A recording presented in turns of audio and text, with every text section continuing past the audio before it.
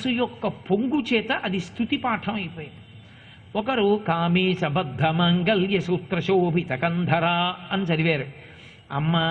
అమ్మ మెడలో మంగళసూత్రం, పెద్ద పెద్ద శతమానాలు కనపడ్డాయి. అమ్మా, లోకంలో అందరూ పెళ్లి చేసుకుంటారు, మగవాడు వస్తాడు తాళి కడతాడు, నువ్వు మన్మధుడు బాణం వేస్తే మన్మధుణ్ణి కూడా కాల్చేసినటువంటి వాణ్ణి పతిగా చేసుకోవడానికి ఎంత తపస్సు చేశావు. అపర్ణవై ఆకులు కూడా తినడం మానేసి నా తల్లి శల్యంలా నువ్వు అయిపోతే శంకరుడు అప్పుడు నిన్ను అనుగ్రహించి పత్నిగా చేపట్టాడు. అప్పుడు నీ మెళ్ళలో మాంగళ్యం కట్టాడు. అమ్మ, మిగిలిన వాళ్ళు పెళ్లి చేసుకోవడానికి నీవు పెళ్లి చేసుకోవడానికి తేడా లేదు. మన్మధుణ్ణి కాల్చిన వాడు నీకు వశుడై ఓంగి శంకరుడు నీ మెళ్ళో 3 ముళ్ళు వేస్తే వచ్చిన మంగళసూత్రం. అమ్మా, నీ మంగళసూత్రం వెనక నీ విజయం ఉంది, నీ తపస్సు ఉంది, నీ వైభవం ఉంది. ఎన్ని అవతారాలు ఎత్తినా శంకరుడే నీకు భర్త, పాతివ్రత్యం ఉంది. ఏమి ఇల్లాలివమ్మా అని ఆ మంగళసూత్రం గుర్తొచ్చేటప్పటికి ఏదో గుర్తొస్తోంది. కామేశబద్ధ మంగళ్య సూత్ర శోభిత కంధర, కామేశబద్ధ మంగళ్య సూత్ర శోభిత కంధర అంటున్నాడు అరమోర్పు కన్నులతో. అదే అంటున్నాడు, ఇలా చేయి చూపిస్తూ అమ్మవారి వంక చూస్తూ అదే అంటున్నాడు. ఇప్పుడు ఆయన సహస్ర పఠనం కాదు, ఆయన స్తుతి చేశాడు. ఎప్పుడు స్తుతిగా మారుతుంది అంటే చెప్పడం కష్టం. ఎప్పుడు స్తుతిగా మారిపోతుంది అంటే మీ మనసు పొంగిపోతే స్తుతిగా మారిపోతుంది. అది సర్వోత్కృష్టమైనటువంటి స్థితి. అంటే భక్తి పండింది అని గుర్తు. భక్తి పండితే భగవంతుడితో ఉన్న అనుబంధం బాగా జ్ఞాపకానికి వస్తుంటే ఆయన గురించి తలుచుకు తలుచుకు తలుచుకు తలుచుకు పొంగిపోతుంటే మనసు చెప్పిందే చెప్పి చెప్పిందే చెప్పి చెప్పిందే చెప్పి చెప్పిందే చెప్పి చెప్పుకుంటూ భావాలు లోపల దండలు దండలుగా దండలు దండలుగా తిరిగిపోతున్నాయి. భావాలు సుమమాలలుగా మారి ఆయన మెళ్ళో పడిపోతున్నాయి. నామం ఒక్కటే తిరుగుతోంది. అప్పుడు ఆ నామము స్తుతి పాఠంగా మారింది. అది జీవితంలో అలవాటు కావలసింది. అందుకే భగవత్ సన్నిధానమునందు కూర్చోవడం అంటే, పూజకి కూర్చోవడము అంటే ముందు మనసు అధ్యవసాయంతో ఉండాలి, ఆ భక్తినిష్టతో ఉండాలి. దానికి బ్రహ్మముహూర్తము యోగ్యమైన కాలము. ఆ యోగ్యమైన కాలంలో కూర్చుని చేసినదేదో అది పండుతుంది. మనసు భగవంతుణ్ణి బాగా పట్టుకుని ముద్ర వేసుకుంటుంది. బ్రహ్మముహూర్తంలో మనసు, నేను నిన్న మొన్న చెప్పినట్టు నిద్ర లేవడం దగ్గర నుంచి వేదం చెప్పినట్టుగా చేసిన వాడి మనసు ఎలా ఉంటుందంటే బాగా మెత్తగా ఉన్నటువంటి మట్టి లాంటిది. దాన్ని మీరు ఏ మూసలో పెట్టండి ఆ మూస అయిపోతుంది. మట్టి విఘ్నేశ్వర ప్రతిమలు చేస్తారు, లోపల నూనె రాసి ఆ విఘ్నేశ్వర ప్రతిమలోకి మట్టి బాగా నొక్కేస్తాడు. నొక్కేసి కొయ్యి సుత్తి తీసి కొడతాడు. కొట్టి నరంతో, జంతు నరంతో చేసినటువంటి ఒక సాధనంతో మిగిలిపోయిన పక్కన ఉన్న భాగాలు కోసి ఆ పరికరాన్ని ఎత్తి నేలకేసి కొడతాడు ఆకు మీద. కొడితే లోపల నూనె ఉంది కదూ, ఆ మట్టి బాగా నొక్కుని అది తిరగేసి కొట్టినప్పుడు లోపల నొక్కుకున్న భాగం విఘ్నేశ్వర స్వరూపాన్ని పొందుతుంది. అది మట్టే విఘ్నేశ్వరుడితో నొక్కుకుని విఘ్నేశ్వరుడైంది. మనసు బ్రహ్మముహూర్తమునందు అధ్యవసాయంతో ఉంటే మీరు దేన్ని జపం చేస్తున్నారో, దేన్ని చూస్తున్నారో దాని ముద్ర పుచ్చుకుంటుంది. పుచ్చుకుని పునీతమవుతుంది, పవిత్రమవుతుంది. అందుకే స్తుతి. మూడవది సూక్తము అంటారు. సూక్త పఠనం చేశాడండి అంటారు. నిజానికి స్నానం చేసినప్పుడు అఘమర్షణ సూక్తము అని ఉంటుంది. ఆ సూక్త పారాయణం చేస్తూ స్నానం చెయ్యాలి, పాపాలు పోతాయి. ప్రతి చోట సూక్తం ఉంటుంది. సూక్తము అన్న మాటకు అర్థం ఏమిటంటే సుఉక్తం, బాగుగా చెప్పబడినది. భగవత్ తత్వమును ఇంతకన్నా నువ్వు చెప్పడం సాధ్యం కాదు, అంత బాగా ఋషి చెప్పేశాడు. నువ్వు ఏ రూపాన్ని చూద్దాం అనుకుంటున్నావు, ఆ రూపముతో భగవత్తత్వం ఎలా ఉంటుందో చెప్తారు. భగవంతుడు ఒక్కడే. ఏకస్త్వమేవ బహుధా భవభాసి లోకే నిశంకధీర్ వృషభకేతన మల్లినాథ శ్రీభ్రామరీ ప్రియ సుఖాశ్రయ లోకనాథ శ్రీమల్లికార్జున విభో తవ సుప్రభాతం అంటారు. ఉన్న ఒక్క పరమేశ్వరుడే. మీరు ఏది కోరుకుంటున్నారో దాన్ని మీకు ఇవ్వడానికి యోగ్యమైన రూపాన్ని పొందుతాడు. అది పరమేశ్వర సంబంధంలో ఉండేటటువంటి విశేషం. నాన్నగారే పంచ కట్టుకుని ఆఫీస్కి ఇంకా టైం అవ్వలేదు కదా అని పూజ చేసుకొచ్చి ఓ ఉత్తరీయం వేసుకుని పంచమవేదం కదా అని మహాభారతం చదువుకుంటున్నాడు ఆయన. చదువుకుంటుంటే పిల్ల తల్లి దగ్గర గునుస్తోంది. అమ్మ అమ్మ ఇవాళ ఆలస్యం అయిపోయిందమ్మా, కాలేజీ బస్సు వెళ్ళిపోయి ఉంటుందమ్మా, పరీక్షమ్మా, నేను ఇప్పుడు వెళ్ళి మామూలుగా ఆర్టీసీ బస్సు ఎక్కి వెడితే నాకు పరీక్ష అందదమ్మా, అమ్మ అమ్మ నాన్నగారిని ఒక్కసారి కొంచెం తీసుకెళ్ళి ఆ ముందు బస్ స్టాప్లో దింపేయమనమ్మా, దింపేస్తే నాకు కాలేజ్ బస్ దొరుకుతుందమ్మా, ఈ స్టాప్ దాటిపోయి ఉంటుందమ్మా అంటోంది. తండ్రి చెవిన పడింది. ఇప్పుడు తండ్రి కూతుర్ని తీసుకెళ్ళి దిగబెట్టాలి ముందు బస్ స్టాప్లో, ఆ బస్సు వెనక నుంచి వచ్చి అందుకుంటుంది. ఇప్పుడు తండ్రి ఏం చేస్తాడు? ఆ పంచా ఉత్తరీయంతో మోటార్ సైకిల్ ఎక్కడ ఎగిరిపోతుంది గాలికి, గబగబా పక్కన పడేసి ఒక ప్యాంటు చొక్కా తొడుక్కుని రా, ఎప్పుడూ ఇలాగే చేస్తావు, కాలం యొక్క విలువ తెలుసుకో జీవితంలో, అంతకన్నా దెబ్బలాడితే మనస్సు సమతౌల్యాన్ని కోల్పోయి పరీక్ష పాడు చేస్తుందేమోనని 2 మాటలు చెప్పి ఎక్కించుకుని గబగబా పెడతాడు. తండ్రే ఇప్పుడు ప్యాంటు చొక్కా వేసుకోవడం ఎందుకు? పిల్లని తొందరగా బస్సు ఎక్కించడానికి వీలైన బట్ట కట్టుకున్నాడు. ఆ తండ్రే మీ ప్రయోజనాన్ని సాధించడానికి ఎప్పుడు ఏది అవసరమో ఆ బట్ట కట్టుకుంటాడు. ఆ తండ్రే కన్యాదానం చేసేటప్పుడు పంచె కట్టుకుని ఉత్తరీయం వేసుకుని కన్యాదానం చేస్తాడు.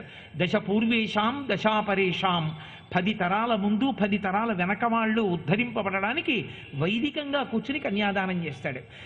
ఎప్పుడు ఏ బట్టలు అవసరమో అప్పుడు ఆ బట్టలు వేసుకున్నటువంటి తండ్రి ఆ ప్రయోజనాన్ని సిద్ధింపచేస్తున్నాడు. తండ్రితనంలో మార్పు లేదు, భగవత్ తత్వమునందు మార్పు ఉండదు. మీరు కోరిన కోర్కెకి అనుగుణంగా ఈశ్వరుని యొక్క రూపం మారి వచ్చి మిమ్మల్ని అనుగ్రహిస్తుంది. ఒకడు సరస్వతీ కటాక్షాన్ని కోరాడు. అప్పుడు అమ్మవారు విమలపటి కమలకుటి పుస్తక రుద్రాక్షస్య హస్తపుటి కామాక్షి పక్ష్మలాక్షి కలిత విపంచి విభాసి వైరించి సరస్వతీ కటాక్షాన్ని ఇవ్వాలనుకున్నప్పుడు ఆ శ్లోకాన్ని అనుసంధానం చేస్తారు. అప్పుడు అదే కామాక్షి సరస్వతీదేవిగా కూర్చుని తెల్లని బట్టలతో తామర పువ్వులో కూర్చుని జ్ఞానాన్ని ఇస్తుంది. ఒకడికి డబ్బు కావాలి, అదే భగవత్తత్వం ఒకానొక నాడు లక్ష్మీ స్వరూపాన్ని పొందుతుంది. పొంది తామర పువ్వులో కూర్చుని కనకవర్షాన్ని కురిపిస్తుంది. అదే భగవత్తత్వం ఒకనాడు శరీరానికి బలం శక్తి మేధ కావలసి వచ్చాయి, దుర్గాస్వరూపంలో అనుగ్రహిస్తుంది, ప్రమాదాన్ని తొలగిస్తుంది. ఏ స్వరూపము యొక్క తత్వం ఏమిటి నువ్వు ఆలోచించి చెప్పక్కర్లేదు, ఋషి దర్శనం చేసి చెప్పాడు దాన్ని సూక్తం. అందుకే దుర్గా సూక్తం, భూ సూక్తం, నీలా సూక్తం, మన్యు సూక్తం, శ్రీ సూక్తం, పురుష సూక్తం, అలా సూక్తాలు ఉంటాయి. ఆ సూక్తాన్ని మీరు పరిశీలనం చేస్తే ఓ భగవత్ తత్వం ఇలా ఉంటుంది అని సాధికారికంగా మీకు తెలుస్తుంది. బాగుగా చెప్పబడినది, అందుకే అది బాగుగా చెప్పబడినది కనుక ఆ భగవత్ తత్వాన్ని పిలవడానికి సూక్తాన్ని అన్వయం చేస్తారు.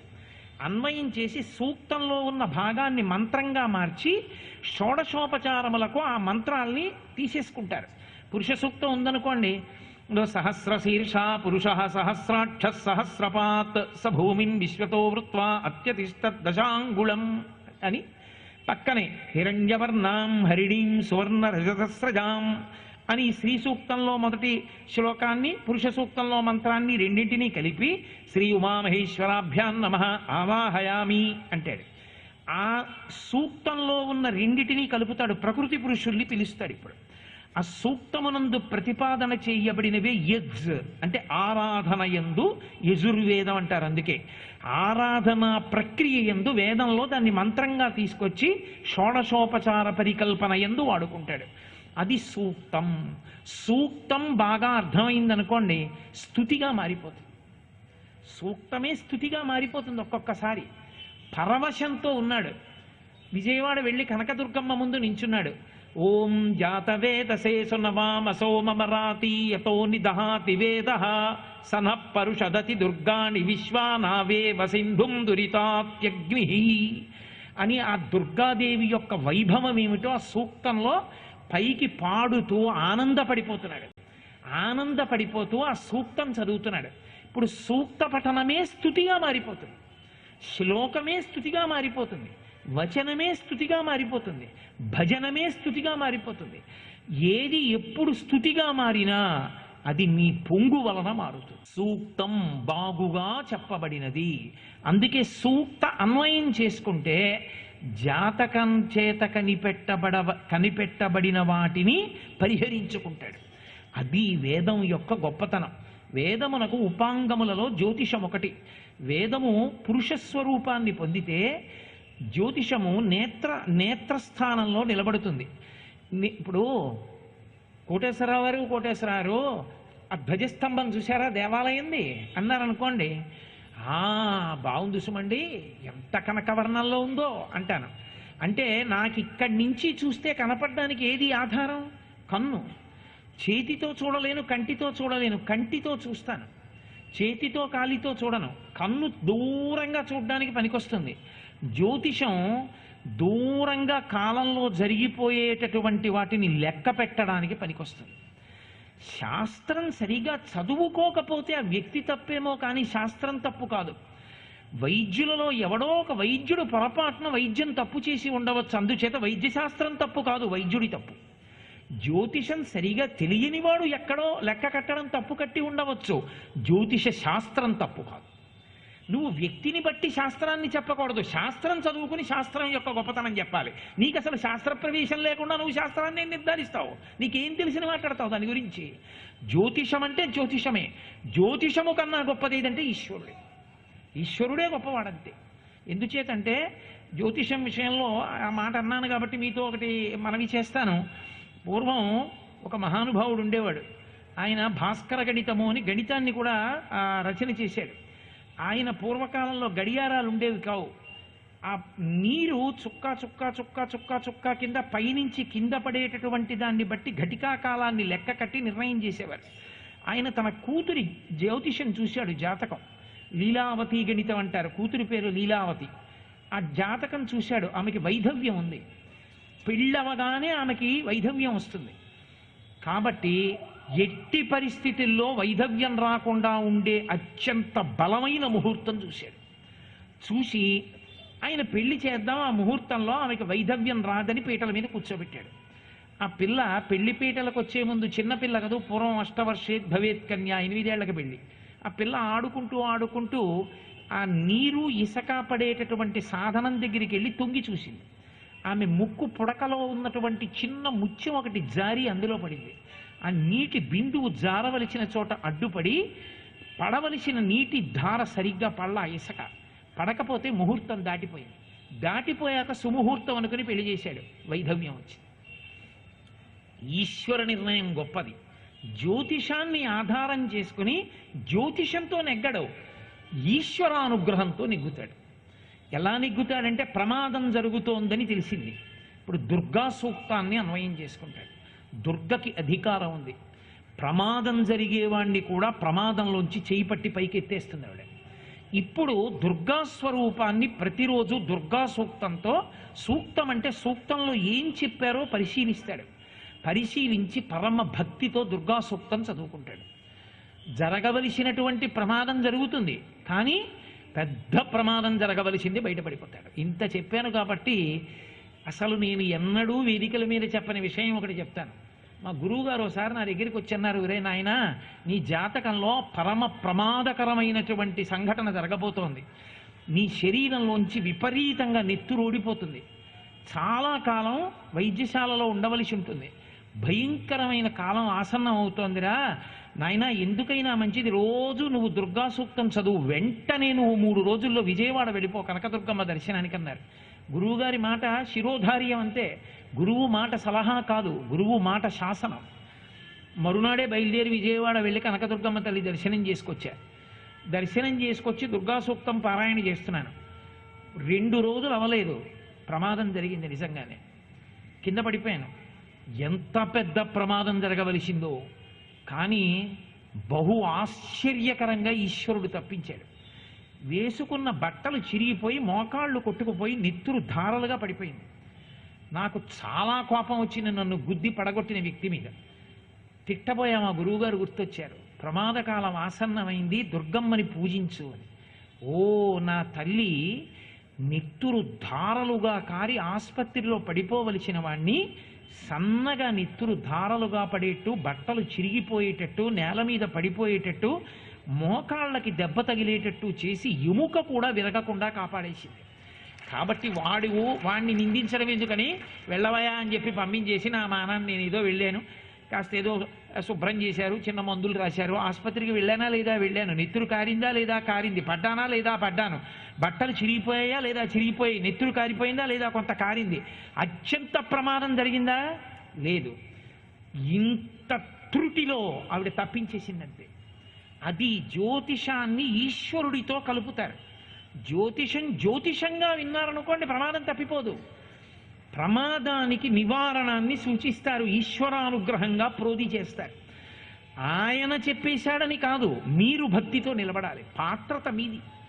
మీరు ఆయన ఎవరో జపాలు చేసేసి మీరు పనుల మీద మీరు తిరిగేస్తే కాదు, మీరు కూడా పరమభక్తితో అక్కడ కూర్చుని ఆ తీర్థం తీసుకోవాలి. మీరు కూడా పరమభక్తితో భగవంతుడి గురించి విచారణ చెయ్యాలి. ఇది సూక్తం. అప్పుడు ఆ సూక్తాన్ని విచారణ చెయ్యాలి, దాని తాత్పర్యం, దాని వైభవం చదువుకోవాలి. ఏ దేవి భాగవతమో చదువుకోవాలి. అది సూక్తం. కాబట్టి మనకి పరమేశ్వరుడు అనుగ్రహించాడు వీటిని, ఋషులు అనుగ్రహించారు. ప్రార్థన, స్తుతి, సూక్తము. ఇందులో సూక్తం మాట దేవుడెరుగు.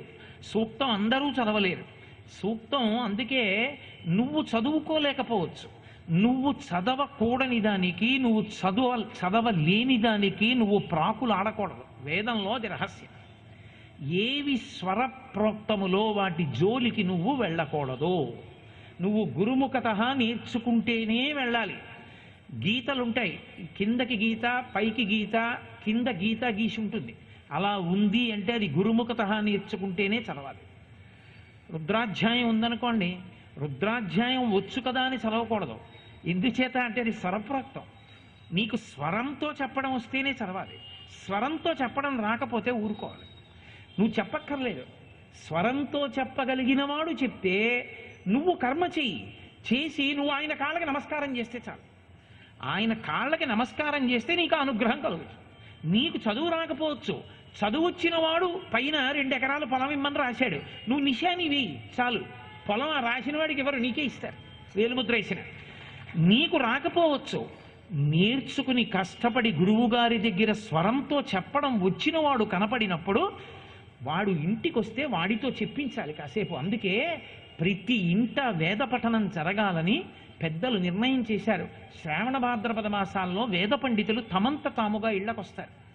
ఇళ్లకొచ్చి వాళ్ళు ఇంటికి వస్తే తలుపేసేసుకోకూడదు, రెండని వాళ్ళు వచ్చి ఉత్తినే కూర్చుని వెళ్ళిపోరు. ఒక్క పన్నం చదువుతూ ఉంటారు. అయ్యా చదవండని కింద కూర్చోవాలి. వాళ్ళు చక్కగా స్వరంతో పన్నం చదువుతారు. వాళ్ళు నిస్వార్థపరులై ఉండాలి. ప్రతిదానికి డబ్బు లెక్క కట్టి వేదం నేర్చుకున్నవాడు అక్కర్లేనిటువంటి రజోగుణ సంపర్కంతో లక్షలకి లక్షలు డబ్బు సంపాదించే ప్రయత్నంలోకి వెళ్ళాడా వేదాన్ని అడ్డుపెట్టి కోట్ల జన్మలు క్రిమికీటకాదులుగా నశించిపోతాడు. నిస్వార్థపరుడై ఉండాలి. ప్రతిగ్రహణం ఉండకూడదని వేదం చెప్పలేదు. పరమతృప్తితో గడపాలి బ్రాహ్మణ జీవితం అంటే. ఎంత సంతోషంగానో ఉండాలి. సంతోషోహి ద్విజన్మనాం. వేదం చదువుకున్నావంటే గుర్తేమిటంటే అవతలవాడు నీ చేతిలో పెట్టినది అర్ధనాకాసైనా నువ్వు పొంగిపోవాలి. నా చదువు ఉపయోగపడింది వాడిని ఉద్ధరించడానికి, చాలు. ఆ పొంగు నీకు లేకుండా నీకొచ్చిన విద్యకి లక్షలు లెక్కలు కట్టి పుచ్చుకుంటే పాతకుడవు అయిపోతావు. డబ్బు కోసం వెంపర్లాడడం బహు తప్పు. బ్రాహ్మణ్యమునందది లేదు. వ్యాసుడు స్పష్టంగా చెప్పాడు, ఇతీనాం భూషణం జ్ఞానం సంతోషో హి ద్విజన్మనాం ఉద్యమం శత్రుహననం భూషణం భూతిమిచ్చతాం అని చెప్పాడు. యతి సన్యాసి అంటే జ్ఞానమే, రాశీభూతమైన జ్ఞానమే సన్యాసిగా ఉండాలి. అలాగే సంతోషో హి ద్విజన్మనాం, డబ్బుల కోసం వెంపర్లాడిన వాడు వేదం చదువుకున్నవాడు కాడు. అసలు వేదం చదువుకున్న వాళ్ళు అలా ఉండరు. నాకెందరో తెలుసు మహానుభావులు వేద పండితులు. కొంతమంది కృష్ణా జిల్లాలో లంక గ్రామాల్లో ఉండేటటువంటి నిత్యాగ్నిహోత్రీకులు నాకు ప్రసాదాలు పంపించారు. వాడు నోరు కొట్టుకు చెప్తున్నాడు, వాడు 10 కాలాలు బతకాలని మేము అనుష్ఠానం చేసి ప్రసాదం పంపిస్తానని నీరసంగా కనపడ్డాడు నిన్నని. అది బ్రాహ్మణ్యం అంటే, అది వేదం చదువుకోవడం అంటే, అది తృప్తి అంటే. కాబట్టి సంతోషో హి ద్విజన్మనాం ఉద్యమం శత్రుహననం భూషణం భూతిమిచ్చతాం. శత్రువుల్ని చంపడంలో తాను చచ్చిపోయిన ధర్మం కోసం 10 మందిని కాపాడడానికి తాను పడిపోవడానికి సిద్ధపడిన వాడు వీరుడు, క్షత్రియుడు. ఎవరు ఎలా ఉండాలో వ్యాస భగవానుడు చెప్పాడు. కాబట్టి అంత నిత్యతృప్తితో ఉంటాడు బ్రాహ్మణుడు. ఆ బ్రాహ్మణుడు వచ్చి చక్కగా సూక్త పఠనం చేసినా, వేదమంత్రాన్ని పఠనం చేసినా నువ్వు ఇక చదవాలని నియమమేం లేదు. నువ్వు నేల మీద పడి ఒక నమస్కారం చేస్తే చాలు. నువ్వు ఇచ్చినది ఏది అనవసరం, నువ్వు ఇచ్చిన దానితో సంతోషంగా ఆయన వెళ్ళిపోవాలి, అంతే. అలా ఉండాలి అని వేదం యొక్క నిర్ణయం. కాబట్టి ప్రార్థన తప్పుకోవడానికి వీల్లేదు. ఎవరైనా ప్రార్థన చెయ్యవలసిందే. ప్రార్థన చేయడానికి ఒక శ్లోకమో ఒక పద్యమో కూడా నాకు రాదు అంటే అంతకన్నా అన్యాయమైన జీవితం లోకంలో ఇంకోటి లేదు. కనీసం శుక్లాంబరధరం విష్ణుం శశివర్ణం చతుర్భుజం ప్రసన్నవదనం ధ్యాయేత్ సర్వ విఘ్నోపశాంతయేత్, అదొక్కటి కూడా నాకు రాదండి అంటే ఇంకా పరమేశ్వరుడు నీకు స్వరపేటికి ఇవ్వడం ఎందుకు, మనుష్య జన్మ ఇవ్వడం ఎందుకు? కనీసం ఏదో ఒక్క పద్యమైనా వచ్చి ఉండాలి. పరమ సంతోషంతో దాన్ని నువ్వు అనుసంధానం చెయ్యగలిగి ఉండాలి. అది పరమతృప్తితో నువ్వు దాన్ని అన్వయం చేసి నమస్కరిస్తే భగవంతుడు నిన్ను అనుగ్రహిస్తాడు. కాబట్టి ప్రార్థన, స్తుతి, సూక్తము ఇవి ఒకరోజు కార్యక్రమంలో ఎక్కడో అక్కడ ఇముడుతాయి.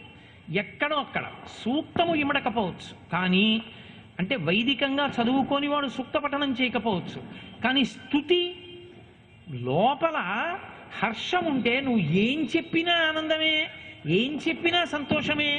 ఇప్పటికీ నాకు మా తూర్పుగోదావరి జిల్లాలో ఉన్నటువంటి కొంతమంది వేద పండితులు మాట్లాడుతూ వాళ్ళ గురువు గారి పేరు చెప్పి 78 ఏళ్ళు 80 ఏళ్ళు వచ్చేసినటువంటి వాళ్ళు గురువు గారి పేరు చెప్పగానే ముక్కంబట నీళ్లు కారిపోతూ వెక్కి ఏడ్చేస్తారు. గురువు గారి పేరు పూర్తి చేయరు. పూర్తి చేయకుండా ఆ ఊపిరి మాకు పణం పెట్టేశారండి అంటారు. ఆయన వేదం స్వరంతో చెప్పి ఊపిరి బాగా వేగంగా పీల్చి ఆయుర్దాయాన్ని పోగొట్టేసుకున్నాడు మా కోసం. మాకు పాఠం చెప్పడానికి శరీరం వదిలేశాడు అని ఆ గురువు గారి పేరు చెప్పి ఏడి చేస్తారు. ఇప్పటికీ ఉన్నారు ఎంతమంది మహానుభావులు. కృష్ణావధానులు గారని ఇప్పటికీ పెద్దలు, వారు ఇప్పటికీ గురువు గారి పేరు ఎత్తేటప్పటికీ 80 ఏళ్ళు దగ్గరికి వస్తున్నాయి. ఆయన కళ్ళు చెమర్చేసి ముక్కుల వెంట నీరు కారిపోయి ఒక్క నిమిషం ఇలా తలం చేసుకుంటారు. కంఠం గాద్గదిగం అయిపోతుంది. ఇప్పటికి నా దగ్గర ఆయన ఎప్పుడు మాట్లాడినా వాళ్ళ గురువు గారి పేరు తిన్నగా ఉచ్చరించి చెప్పింది లేదు. గురువు గారి పేరు ఎత్తితే ఆనంద భాష్పాలు వచ్చేస్తాయి. అది గురుభక్తి అంటే, అది వేదం అంటే, అది హృదయ సంస్కారం అంటే, అది సంపన్నత అన్న మాటకు అర్థం. కాబట్టి భగవంతుడు మనకి దేన్ని కటాక్షించాడో దాన్ని చక్కగా ఒకరోజు కార్యక్రమంలోకి అన్వయం చేసుకుని మనం ధన్యులం కావాలి. ఇక మనకి పంచయజ్ఞములు అని ఉంటాయి. ఈ 5 యజ్ఞములు ప్రతి వ్యక్తి చేయవలసింది. యజ్ఞములే బ్రహ్మయజ్ఞము అని ఒకటి, దేవయజ్ఞము అని ఒకటి, మనుష్య యజ్ఞము అని ఒకటి, పితృయజ్ఞము అని ఒకటి, భూతయజ్ఞము అని ఒకటి. ఈ 5 పంచయజ్ఞములు అంటారు. ఎందుచేత అంటే బ్రహ్మచారికి హింసాదోషం ఉండదు. బ్రహ్మచారి అన్నానికి గృహస్థు మీద ఆధారపడతాడు. బ్రహ్మచారి గృహస్థు ఇంటి ముందుకు వచ్చి భవతి భిక్షాందేహి అంటాడు. గృహస్థాశ్రమానికి ధన్యత దేనివల్ల అంటే బ్రహ్మచారికి సన్యాసికి భిక్ష పెడతారు. కాబట్టి బ్రహ్మచారి గృహస్థు మీద ఆధారపడిపోతాడు, సన్యాసి గృహస్థు మీదే ఆధారపడతాడు. సన్యాసి శరీరం నిలబడాలన్నా గృహస్థే ప్రధానం. గృహస్థు అన్నాన్ని భిక్షగా పెడతాడు కాబట్టి సన్యాసి నిలబడతాడు. అందుకే రామాయణంలో వాల్మీకి మహర్షి తీర్పిచ్చారు, 4 ఆశ్రమాలలో గొప్పది ఇది అంటే గృహస్థాశ్రమమే గొప్పది. గృహస్థాశ్రమము లేనినాడు బ్రహ్మచర్యాశ్రమము లేదు, సన్యాసాశ్రమము లేదు. గృహస్థాశ్రమమే గొప్పది. కాబట్టి అటువంటి గృహస్థాశ్రమంలో వచ్చినటువంటి వాళ్ళకందరికీ కూడా అన్నం పెడతాడు. బ్రహ్మయజ్ఞము అని ఒక యజ్ఞం, అది కొంతమంది చెయ్యవలసి ఉంటుంది. యజ్ఞోపవీతం ధరించినటువంటి వాళ్ళు చెయ్యాలి. శంకరాచార్యుల వారు అవతార పరిసమాప్తి చేస్తుంటే శిష్యులందరూ వెళ్ళి అడిగారు, అయ్యా మీరు మహాసముద్రం అంతటి వాంగ్మయం ఇచ్చారు, మేము ఎక్కడ చదువుతాం, ముఖ్యమైన విషయాలు మాకు చెప్పండి అన్నారు. మొట్టమొదట వారి నోటి వెంట ఏది వచ్చిందో అది అత్యంత ముఖ్యమైనది అని అర్థం అవుతుంది కదా. వేదో నిత్యమధీయతాం తదుదితం కర్మస్వనుష్ఠీయతాం అన్నారు శంకరాచార్యులు వారు. ప్రతిరోజు వేదం చదవండి. వేదంలో ఎలా చెప్పారో అలాగే మీరు చేసేటటువంటి పనిని చెయ్యండి అని చెప్పారు. అంటే వేదం ప్రతిరోజు చదువుకోవాలి. అభివాదము అని ఒకటి ఉంటుంది, నమస్కారం చేస్తారు. నమస్కారం అంటే అన్ని నమస్కారాలు కావు, నమస్కారంలో చాలా మార్పులు ఉంటాయి, రకరకాలుగా ఉంటుంది నమస్కారం. నమస్కారం అంటే ఇలా తలకి తగలకుండా పెడితే అంజలి. అమ్మ కనపడింది అనుకోండి పొట్ట మీద పెట్టి పెట్టాలి ఇలా. నాన్నగారు కనపడితే నోటి మీద పెట్టి పెట్టాలి. గురువుగారు కనపడ్డారనుకోండి, గురువుగారు కనపడ్డారు అంటే ఇంతే, గురువుగారిది శాసనం ఔదల దాలుస్తాను అని. ఇష్టదైవం కనపడితే తలకి తగలకుండా పెట్టాలి, కులదైవం కనపడితే గుండెల మీద పెట్టుకుని పెట్టాలి.